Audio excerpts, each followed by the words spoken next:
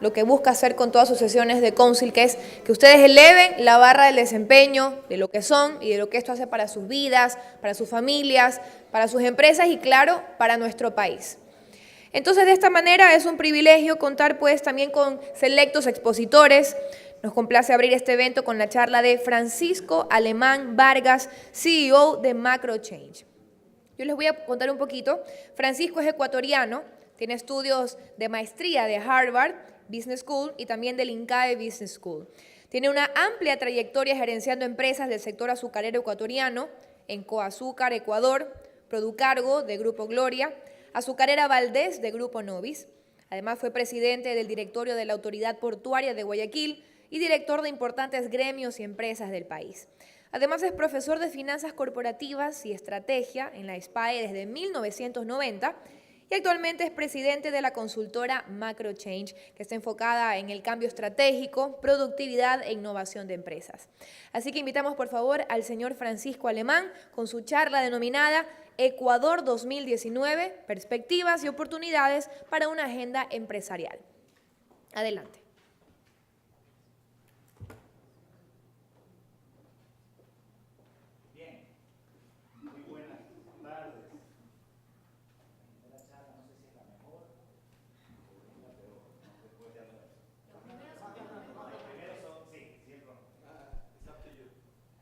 Bien, ¿de qué vamos a hablar en esta charla? Primero, muy interesante el trabajo que están ustedes haciendo. Ayer tuve la oportunidad de conversar con mayor profundidad con Alberto y yo creo que estos son los espacios que necesitamos, ¿no?, para hacer los cambios que Pepe decía que hay que hacer en la sociedad, ¿no? Tenemos que tener un remanso para poder entender cuáles son las cosas que debemos hacer. Sobre todo porque estamos en una sociedad que dice que mira a largo plazo, pero todo apunta al corto plazo. Entonces reclamamos a nuestros políticos que tienen que ver a largo plazo, pero las elecciones son cada 2 años, a eso sí. Y entonces hay que prepararse para esas elecciones. Les decimos a nuestros gerentes que miren a largo plazo también, pero todos los meses les tomamos la lección, a eso sí. Y si ese mes sales mal, pues entonces uno se prepara para el siguiente mes. Entonces yo creo que estos son espacios estupendos para liberar esas ideas que seguramente ustedes tienen para hacer más grandes sus organizaciones.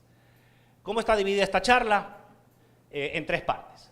La primera, para ser coherente con lo que estoy diciendo, ver un poco a largo plazo y saber, como nosotros lo haríamos en nuestras organizaciones, si vamos por el camino correcto, si estamos haciendo la tarea. Y lo primero que vamos a ver, desde mi óptica, es si Ecuador está haciendo la tarea y en qué cosas no está haciendo la tarea. La segunda parte es contar este hermoso 2019 como viene y quizás repasar algunos indicadores que seguramente ustedes ya conocen. Y la tercera habla más bien de la agenda. La agenda son cosas que uno tiene que hacer. Esa es una agenda, ¿no? La agenda no es un recordatorio. La agenda es algo que uno hace. Y habrán algunas ideas de qué es lo que creo que deberíamos estar haciendo en nuestra agenda. Bien, la pregunta es si lo estamos haciendo bien. Bueno, a mí me gustan mucho los indicadores internacionales y todos estos índices que no nos dan nunca buenas noticias. Un primer índice es el informe de la competitividad global o mundial del Foro Económico Mundial. Este es nuestro ranking entre un número de países. Aparentemente lo estuvimos haciendo bien entre el 2012 y el 15. Después la Organización Mundial de Comercio se dio, el Foro Económico Mundial, perdón, se dio cuenta de que los indicadores estaban demasiado buenos para ser verdad y un año nos dejaron afuera del indicador. Finalmente, en el 2017, antes de que cambie este ranking, estábamos en el puesto 97 de 137 países. Cambió la forma de medir y ahora nos han rankeado 86 entre 140, pero eso es un número. La pregunta es, ¿qué no estamos haciendo bien para estar en mejores puestos? Entonces, cuando uno mira estos pilares en donde se basa este reporte para calificar a los países, obviamente instituciones no lo estamos haciendo bien, evidentemente, todo lo que es el rule of law, la independencia de los poderes, etcétera, etcétera, son cosas que no estamos haciendo bien como país, pero probablemente no nos toca a nosotros. Nos toca simplemente ver, protestar por Twitter o hacer algo. Pero hay cosas que probablemente sí nos tocan a nosotros y no estamos haciendo bien. Cuando uno mira hacia los pilares del dinamismo de los negocios y de la capacidad de innovación, pues Ecuador está mal rankeado. No estamos haciendo la suficiente innovación. Cierto es que hay políticas públicas que tienen que apoyar a la innovación y que tienen que apoyar al ambiente de los negocios. Pero estoy seguro que aquí, sobre todo en innovación, ¿no? En innovación estamos muy bajos. Probablemente hay espacio para hacer mejores cosas. Cuando uno mira también todo lo que es el mercado laboral y todo lo que es el mercado de productos, donde también estamos bajos, cierto es que en la parte laboral hay temas de rigidez laboral y eso no es nuestro problema, comillas, es un tema de política pública, pero probablemente hay temas de productividad que no estamos trabajando. Hablamos de productividad, hablamos de innovación, pero me parece que no necesariamente lo tenemos en nuestra agenda, es decir, como algo por hacer. Entonces, cuando uno mira si estamos siendo competitivos, si estamos por un camino correcto, y uno mira estos indicadores y dónde hemos estado, la sensación que nos da es que estamos marchando en el mismo terreno. Pero hay cosas que pudiéramos aportar, como son, otra vez, innovación y dinamismo de los negocios. Ahora, Ricardo Hossmann, de la Kennedy School en Harvard, tiene una teoría de desarrollo económico, que pudiéramos graficarla como la teoría del Scrabble, ¿no? Y entonces él dice, mira, el desarrollo económico, los países que progresan, son aquellos que tienen mucho mayor conocimiento y que pueden usar colectivamente ese conocimiento. Y es como el Scrabble. Si tú tienes una sola letra, tú solo puedes hacer una palabra. Si tienes 3 letras, probablemente podrás hacer 3 o 4 palabras. Pero si tienes 7 letras, probablemente podrás hacer 100 palabras. El problema y las letras son el conocimiento que hacemos, las cosas que hacemos. Entonces, cuando uno mira el Scrabble del Ecuador en el 2007, parecería que el Ecuador solo tiene 4 letras.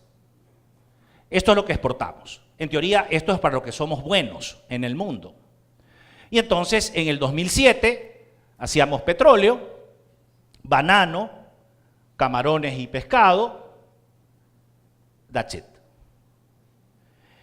En el 2016, la foto es la misma con diferentes porcentajes, seguramente por el precio del petróleo. Y entonces, ¿qué hacemos? Petróleo, banano, pescado, aparece algo más de cacao y camarones. Entonces, parece que el Ecuador, nosotros, no tenemos más que 4 letras. Y por eso podemos hacer 3 palabras. Y si eso es así, y esto es un commodity, todo esto son commodities, pues la ley de hierro del commodity es que tendrás años muy malos y tendrás años buenos. Pero esa variabilidad es riesgosa y no permite planificar a los negocios.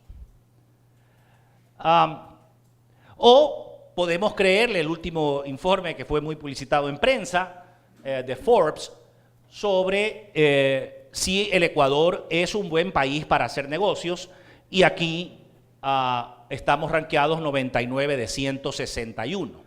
Pero cuando uno descompone los pilares, uno mira que hay algunas cosas que estamos muy mal y otras cosas que nos mejoran el promedio y que estamos bien. Paradójicamente, la innovación está mejor en este indicador y la tecnología también. Aun cuando en el reporte de competitividad, que en el uso de tecnologías de comunicación e Internet estamos bajos, porque no hay el suficiente acceso al Internet, ¿no? Pero cuando uno mira esto, entonces dice, bueno, hay cosas que no me tocan, hay cosas en donde yo puedo contribuir y puedo hacer. En donde peor estamos en este red tape, ¿no? ¿Red tape qué es? Red tape es esta frase para decir que tienes un ambiente extraordinariamente regulado. Extraordinariamente regulado. Es decir, hay demasiadas trabas burocráticas, ya lo sabemos. Hay que mejorar eso. Claro, yo me reía, estaba leyendo el proyecto de ley de emprendimiento e innovación. Lo han visto, ¿no? Proyecto de ley. Llegué hasta el artículo 6. En el artículo 6, ¿qué creen que dice el artículo 6? Créase el Consejo Nacional de Emprendimiento e Innovación. Hasta ahí dejé de leer. Gracias, se acabó. Red tape, ¿no?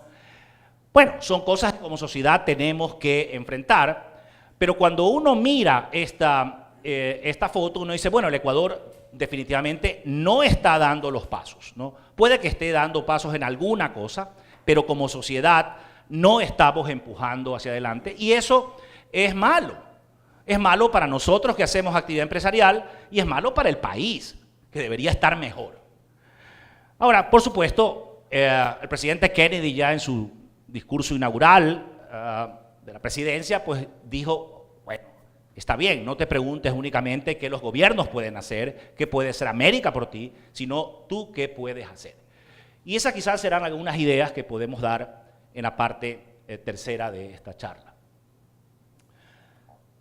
¿Qué va a pasar en el corto plazo? En el corto plazo, ¿qué nos interesa a nosotros saber de la parte económica? Bueno, la primera cosa que querría saber yo, como empresario, es si el país va a crecer o no va a crecer. Porque si hay crecimiento, habrán más ventas, habrá más consumo, habrá más ingresos.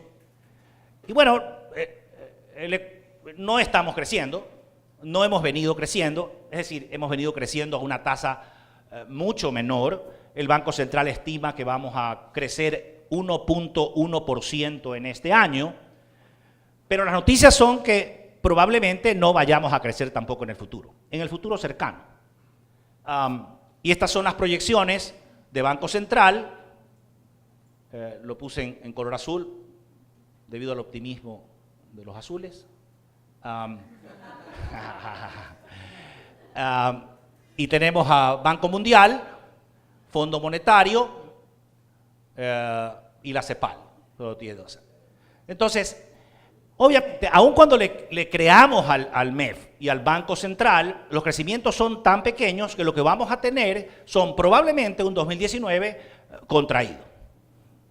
No sabemos el 2020. El 2020 pudiera ser, todo va a depender obviamente del precio del petróleo y va a depender de otras cosas dentro del presupuesto del país, del gobierno.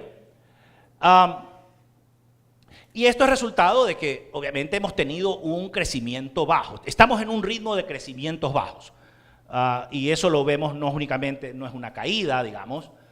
Lo que estamos viendo es que ha habido estos ritmos realmente bajos de crecimiento hasta que, digamos, esto es la última información que tenemos del Banco Central, con una variación con relación al mes anterior muy baja.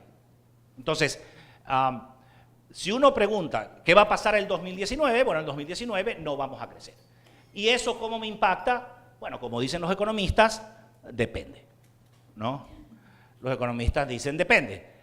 Claro, depende de qué sector o industria estés, ¿no? Y eso quizás es una tarea más para nosotros. Aquí es simplemente una idea.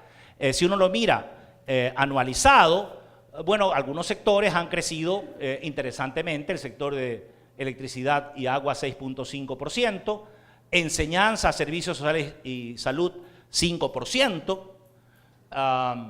pero cuando uno lo mira en este track de trimestre por trimestre, pues uno ya ve que la agricultura, que aquí creció 1.4%, nada, ha decrecido 2% de un trimestre a otro. Puede ser algo también estacional en temas de producciones, Pero aún en ciertos sectores interesantes, el crecimiento va a ser un crecimiento modesto. El comercio ha estado creciendo 3%, Spurrier, basado en información de Banco Central, dice, bueno, el consumo va a crecer 3.3%, 1.7%, pero ajustado 3.3%, entonces pudiera ser alguna noticia más interesante para los que hacen comercio. Pero otra vez, no estamos creciendo y ese va a ser el 2019 y hay que verlo, ¿no? Y cuando uno mira producción, mira empleos, si no hay desarrollo económico, si no hay crecimiento, pues no hay paraíso, ¿no? Ni empleos, ¿no? Entonces esta es la curva de empleo y esta es la curva de crecimiento del PIB. Pepe decía, este es un año en el que hay que mirar también al capital humano. Y es verdad, ¿no? Hay que mirar al capital humano, pero hay que mirarlo con un plan. Hay que mirarlo con alguna visión de largo plazo. Porque si nos atrapa la visión de corto plazo, lo que están haciendo las empresas es ajustes de personal, que es la única forma que creemos que podemos atajar una crisis, ¿no? Reduciendo nuestros costos, aún hiriéndonos, ¿no? Con nuestro personal. El problema y si la reforma laboral, bueno, ya salió el ministro Ledesma, ¿no? El gobierno a veces me hace acordar de cuando tus jefes te decían, mira, tienes que cerrar este negocio, no podemos quedarnos sin este negocio, pero cuidado, gastas mucho. ¿Cómo hago eso? ¿Cómo cierro el negocio? Pero, cuidado, vas a gastar demasiado, pero no te vas a quedar sin el negocio. Entonces el gobierno dice, aquí hay que invertir, vamos adelante. Pero otra parte del gobierno declaró en su primera declaración, aquí no va a haber reforma ni flexibilización laboral. Entonces a mí que me expliquen cómo se hace eso. Bueno, Phil Knight podía decir eso, ¿no? Cuando mandaba a decir, oye, quiero que este jugador, este atleta esté conmigo y no le pagues mucho, no lo pierdas, pero no le pagues mucho. Ese es Phil Knight. Pero estas señales son complicadas. Entonces, sin reforma laboral que nos atrapa en esta rigidez, probablemente no va a haber un dinamismo. Entonces, imagínense ustedes, un país que no tiene contrato a plazo fijo. Solo imagínense eso, o sea, un país. La otra vez la Cámara de Comercio sacaba una estadística, seguramente cierta, y decía, mira, el 70% de los países en el mundo tienen contratos a plazo fijo. Y donde el otro 29.9% tiene alguna forma de. Y Ecuador y Zambia no tienen contratos a plazo fijo. Eso decía Pablo Arosemena. Entonces, estos son, ¿por qué digo esto? Porque obviamente cuando uno mira el 19 y no está viendo que hay una reforma laboral o que vaya a haber algún contrato por horas o que flexibilice la contratación y las separaciones, pues las compañías van a estar probablemente mucho más no dispuestas a tomar ciertos riesgos y ciertas inversiones. Otra señal no buena. Yo soy el mensajero, yo soy el messenger, ¿no? Yo hago el delivery de estas malas noticias, ¿no? Otra mala señal para nosotros es que el presupuesto no nos da una señal firme de austeridad, ¿no? Entonces, hoy lo que tenemos es que el Ecuador no va a bajar su gasto corriente, va a bajar su inversión, lo cual obviamente causa un efecto más recesivo, y se basa en un precio de petróleo de $58 para lograr un déficit de 3.600 millones. Entonces es la carta al niño Dios, ¿no? Porque el petróleo que está basado en $58, todos los que pronostican hoy, ¿no? Por supuesto, ¿no? También es un commodity, también depende de la OPEC, depende de la relación Trump-China, habrá que ver, pero todo lo que vemos hoy es que el petróleo va a estar el WTI por debajo de $50 y precio de Ecuador $42, $44 por ahí, ¿no? Entonces va a haber un gap importante que el gobierno seguramente tratará de reducir aún más el gasto público, me refiero de inversión, que es mucho más fácil. Entonces el escenario en términos de producción, empleo y manejo fiscal no es el mejor. Ahora, esta es otra proyección. Entonces la proyección es 49.86, no hay ninguna de 50, ¿no? Y probablemente deteriorándose. Otra vez habrá que ver qué pasa pues, en la OPEP sobre todo. Algo que pudiera dinamizar en el 2019 es inversión extranjera directa. Ya sabemos, Ecuador tiene la maldición de la inversión extranjera directa. Aquí no se invierte. Aquí no, o sea, todos hacemos nuestra tarea para que no se invierta, ¿no? Entonces, cuando yo leo a todos los influencers en Ecuador decirle al mundo lo corrupto que somos y lo terrible que somos, y si yo fuera un gringo leyendo esto, pues yo diría a mí, Ecuador, no. Todos hacemos la tarea, todos hacemos esta tarea, pero sobre todo el país como país, ¿no? No hay una idea de inversión. Entonces, miren el escenario que tengo. Yo generalmente soy optimista, pero hay una data muy dura, ¿no? No va a haber crecimiento económico, no hay inversión pública, obviamente no hay flexibilidad laboral, el precio del petróleo va a estar anclado en $50 y no hay nada que me diga que la inversión extranjera directa vaya a mejorar. Quizás algún proyecto minero, no sé, ¿no?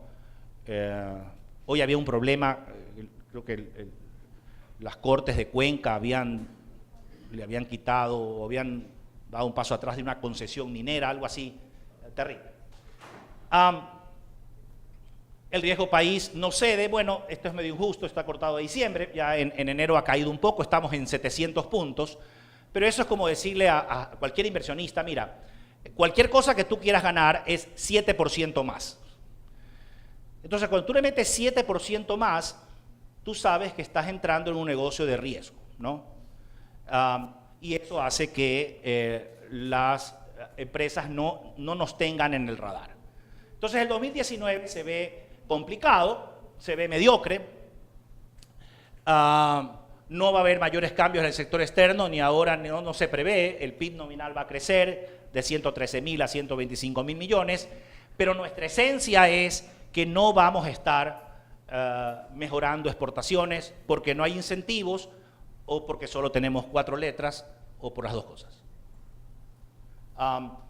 Y entonces, si no hay un dinamismo de exportaciones, tampoco hay por allí alguna posibilidad de que el país como un conjunto tenga un crecimiento mayor.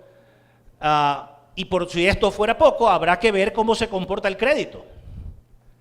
Pero ya los analistas dicen, todos, y no necesitas ser analista, tú miras los depósitos, bueno, no está aquí los depósitos, pero mira todas las operaciones activas que ha estado teniendo el sistema financiero, ha habido una reducción, pero, perdón,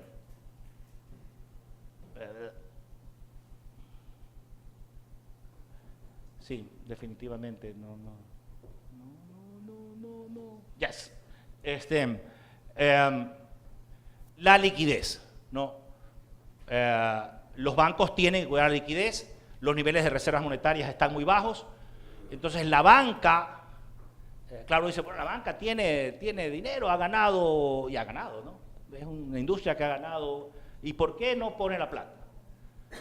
Porque, entonces imagínense, ustedes vienen y dicen, mira, vengo de un país en donde no vamos a crecer, en donde todos los factores de producción están comprometidos, en donde el presupuesto tiene un bache de 5.000 millones, 5% del PIB.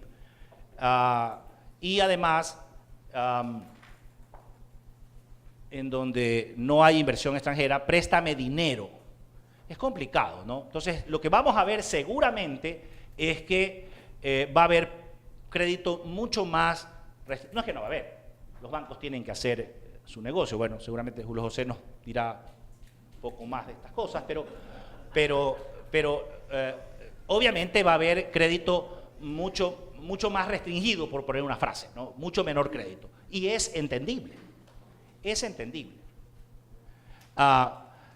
El Ecuador parecería que ha escogido el camino de ser pobre pero honrado. Hemos escogido ser pobres pero honrados. Entonces, nuestro objetivo está en la destrucción de todo mal sobre la tierra. Por supuesto, la revolución ciudadana, ¿no? Todo mal, hay que perseguir. Todos los agentes de opinión hablan de eso, todos los periodistas hablan de eso. Nadie habla fuertemente, ¿no? Por lo menos, de qué cosas tenemos que hacer distintas para que el empresariado encuentre su espacio de inversión, ¿no? Los motive a arriesgar un poco más. Entonces, queremos ser pobres y honrados. El 2019 nos encontrará pobres pero honrados, ¿no? Impolutos. Entonces, ¿qué hacer en este ambiente mediocre que se presenta? Tengo ahí dos ideas macro. Una de corto plazo, y otra, que es lo que deberíamos estar haciendo constantemente, ¿no? ¿Cuál es la agenda? Bueno, tenemos que tener una estrategia para esta recesión, otra vez dependiendo del sector donde estemos, ¿no? Y en recesión se dice que hay que cuidar o hay que ver tres cosas. Primero, la liquidez. Segundo, el fitness o el estado de la empresa. No vas a hacer pues grandes inversiones de activos fijos si hay un ambiente de liquidez, por ejemplo. Dependerá, si tienes obviamente un proyecto de inversión en marcha, pues tienes que hacerlo. Y ver qué oportunidades, que lo decían ahora en el almuerzo, qué oportunidades puedes generar. No hacer nada, que es la primera opción que tenemos los gerentes. Cuando tenemos un problema complejo, la primera opción es no hacer nada y dejar que se arregle solito. Bueno, eso en recesión es complicado. Otro error estratégico es primero recortar. Entonces voy streaming, ¿no? Corto. El capital humano sobre todo es más fácil y luego ver qué quiero hacer. Entonces, en este escenario, el efectivo, cash is the king. El efectivo es el rey. Hay que cuidar la liquidez. Es el año de los tesoreros. El 2011 probablemente fue el año de los gerentes de proyecto. Había mucha plata en la economía. Hoy, creo, es el año de los tesoreros. Pero el año de los tesoreros, siendo creativos. Mira, ¿cuál es el reto de los tesoreros? ¿Cuál es el reto de las empresas? Ayudar al flujo de tu cliente también. ¿Cómo hago eso, no? Pues si mi cliente lo ayudo en su flujo, yo voy a seguir en esta ronda. ¿Cómo hace eso, no? Conversábamos ahora con Julio José y yo le decía una opinión compartida. Decimos, mira, la banca hoy está en un camino interesante de creación de nuevas cosas que no usamos. Y seguimos a la antigua, ¿no? Entonces, hay un producto que se llama Confirming, muy poco usado, en promedio. Confirming es darle respiro al cliente, o al revés, también a mí, a mi flujo, para poder seguir haciendo negocios. Pero no usamos esas cosas, nos aterra pagar interés. Pero son cosas que pudiéramos hacer, ¿no? Pudiéramos intentar usar mejores herramientas. Entonces, en recesión, el efectivo es el rey, hay que cuidar la liquidez.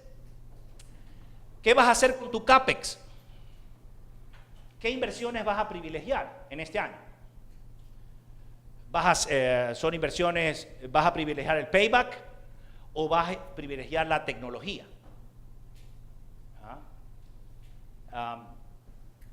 ¿O no vas a hacer nada? Claro, ¿qué CAPEX privilegiarías tú? Probablemente un CAPEX que te ayude a hacerte más eficiente, bajar costos, usar mejor la tecnología, captar mejores clientes, etc. Pero esa es otra decisión. Un anterior decano de la Business School en Harvard,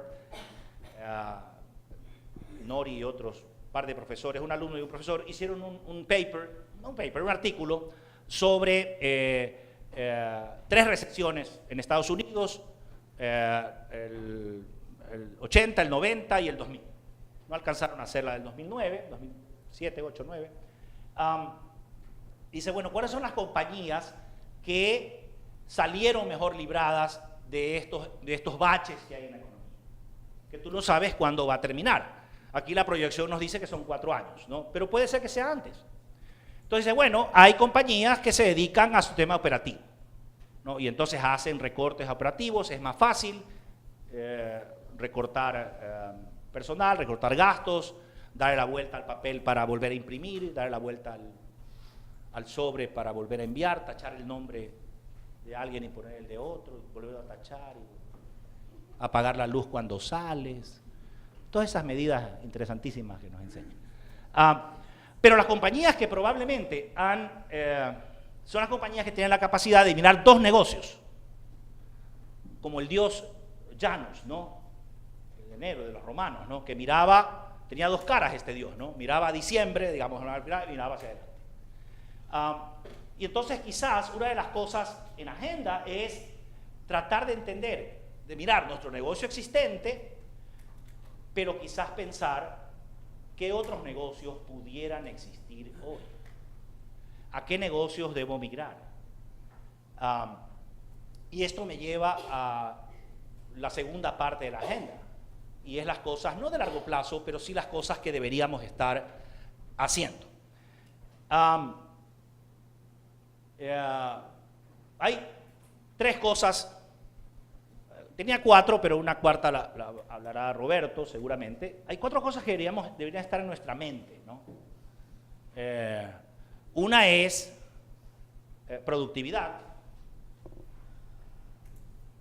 otra es innovación, otra es sostenibilidad y otra es millennials.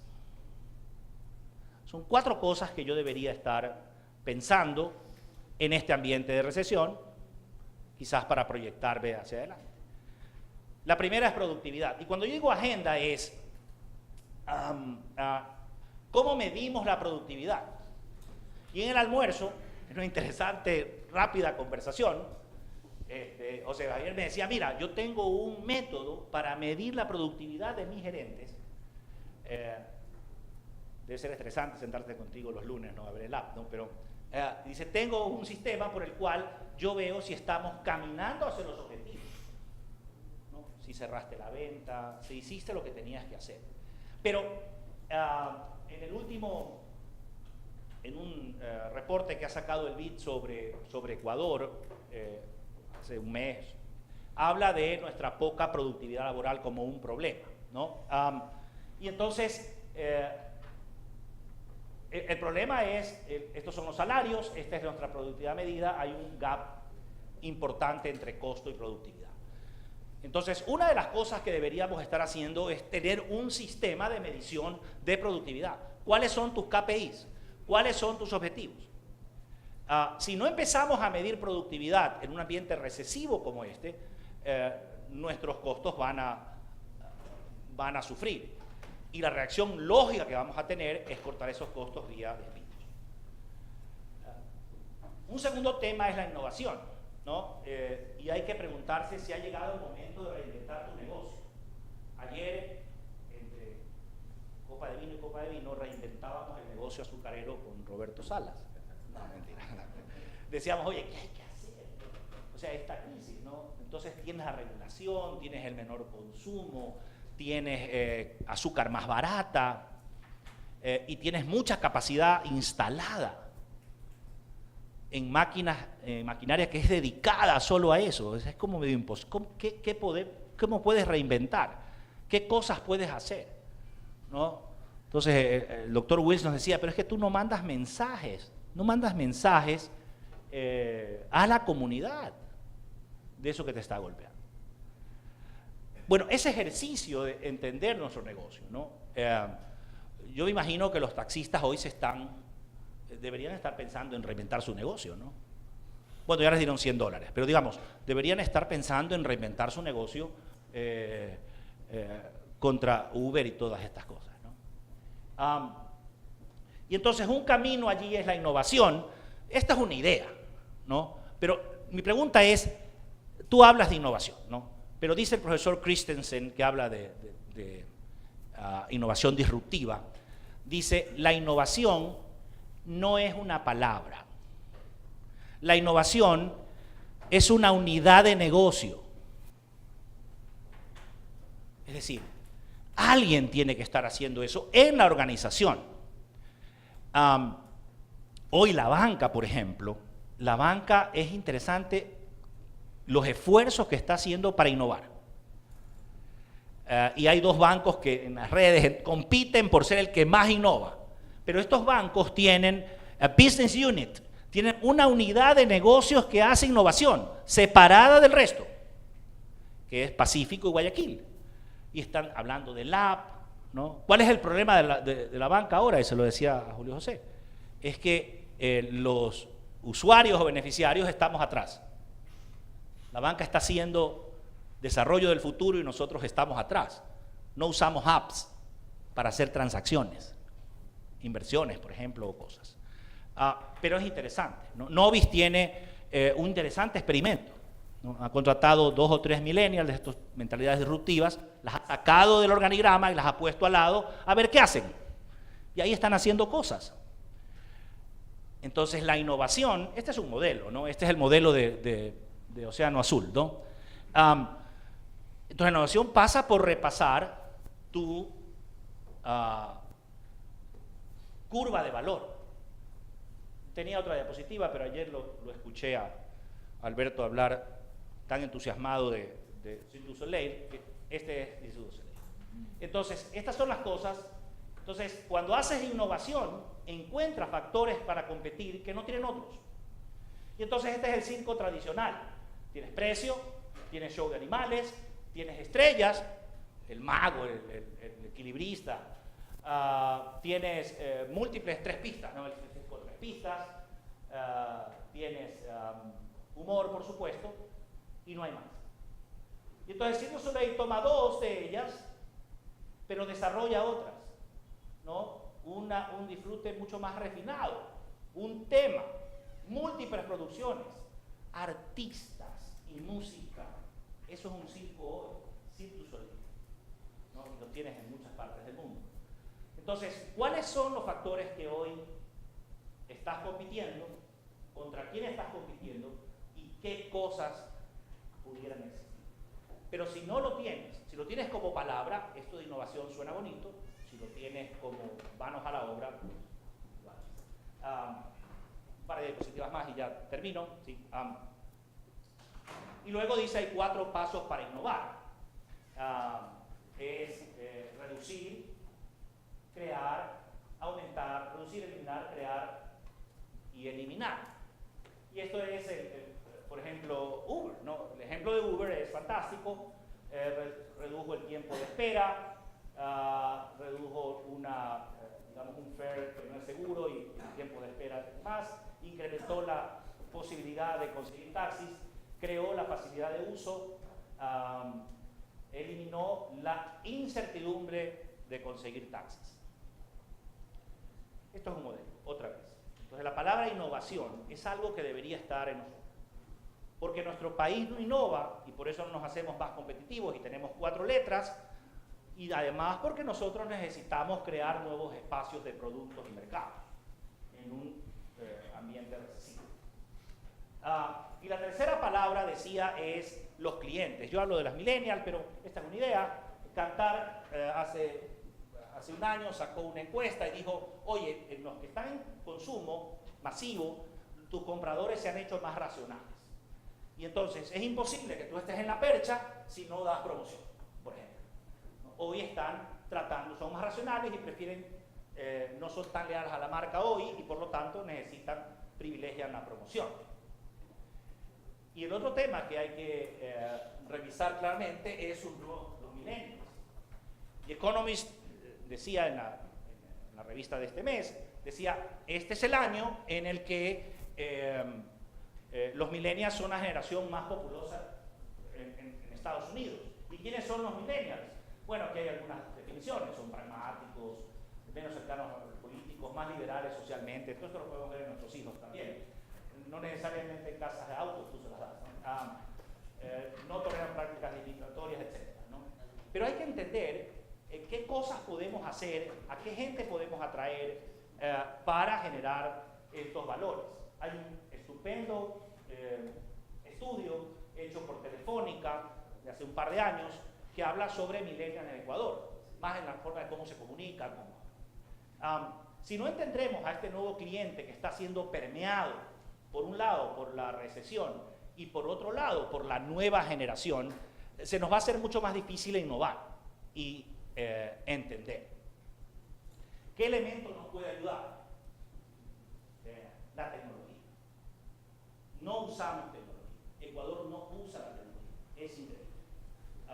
Yo lo escuché en Harvard a un empresario agrícola monstruoso, Ernesto Bogatel, de Argentina, el empresario con mayor hectáreas de soya privado en la región, 4 millones de hectáreas, ninguna soya.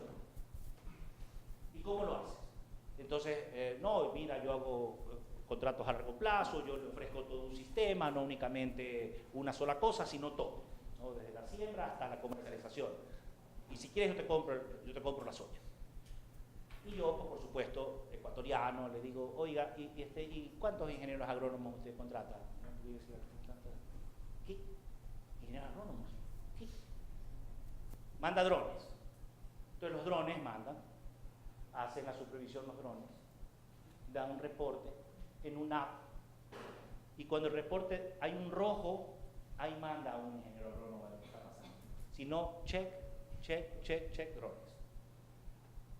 No usamos la tecnología. La tecnología nos puede ayudar a unir nuestra productividad, nuestra innovación y nuestros nuevos clientes. Quizás un mensaje final de mi serie favorita del momento, de Bodyguard, ¿no? Ganó Golden Globe Richard Barron, ¿no? Qué interesante, ¿no? Este Bodyguard, este guardaespaldas, tiene que cuidar a una ministra del Interior con la que no comulga, a la que no le cree, está en contra de sus prácticas guerreristas y de control, de seguridad, pero hace su trabajo de forma impecable, porque es su espacio de contribución al orden, a la sociedad. Así son nuestros empresarios, así son ustedes. Nuestros amigos deben estar en la presidencia de la República, como todos estarán. Pero hay que hacer nuestra tarea con profesionalismo, de forma impecable, para transformar en nuestro elemento lo que podemos transformar y construir un Ecuador desde la base de lo mismo, de nuestras empresas progresen, empresas con bienestar, empresas con tecnología, empresas con innovadoras, empresas con competitividad.